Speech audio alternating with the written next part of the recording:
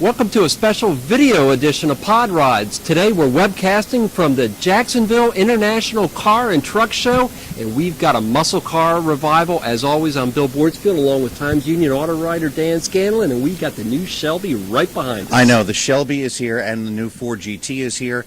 Then our surprise is that beautiful Ford Taurus in the background, which is actually the Ford 500, and it has been redesigned. It is elegant looking. A very nice lineup here for Ford. They've got a classic current model Mustang convertible here, and then you've got the long nose on the Shelby with the hood scoops. You've got the cool nose in the gold color GT. It's wonderful. But then I look out here and I see that cool Honda S2000, the last year that it's going to be made, and this is the track version with the big wing. You see the Honda Fit, which is roomy, compact, fun, 30 plus miles per gallon.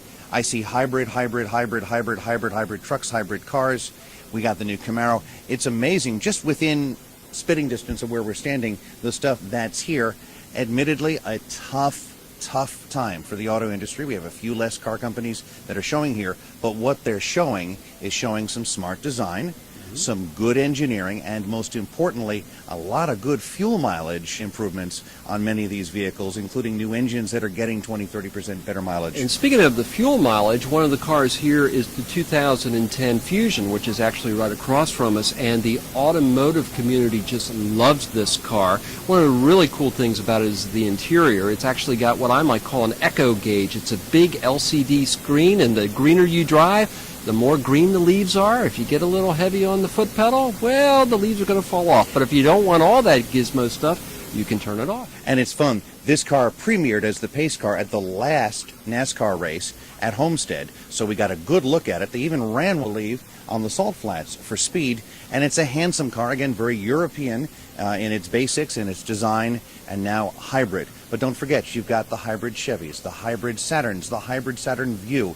You've got the Dodge and the Chrysler hybrid SUVs, which are big, and one of them that I tested actually got 20 miles per gallon with a Hemi V8, guys, which means it can tow, go, and go past gas stations. So you got some great stuff that doesn't use as much gas. But then I see there's a nice Corvette or two over there.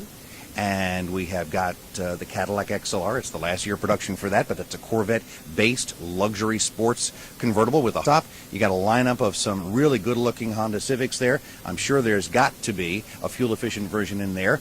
Let's not forget about the new Insight from Honda, which is their Civic size, very inexpensive hybrid four-door. But, you know, of course, what's interesting, while we have a push for high-mileage cars, here we have the muscle car wars finally really revving up with the production 2010 Camaro across the hall show floor, and the V6 alone getting 300 horsepower. And, of course, the last generation Camaro topped out at about 325 V8.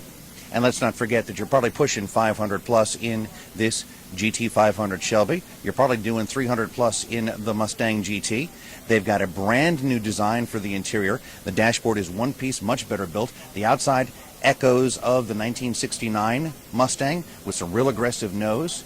The Camaro is an amazing looking car. It's the first time I've seen a production model in the flesh. You and I did break some stories a year ago on that Mustang with Ed Welburn. And I'll have to say he did a great job on that car. And then you take a look at that really insidious black Challenger that's over there, and you say, my gosh, that's the 1970s all over, until you get in it. And the car has so much electronics, is fairly fuel efficient, sounds fantastic, and now you can get a 6-speed manual with the SRT8, so you can row your own.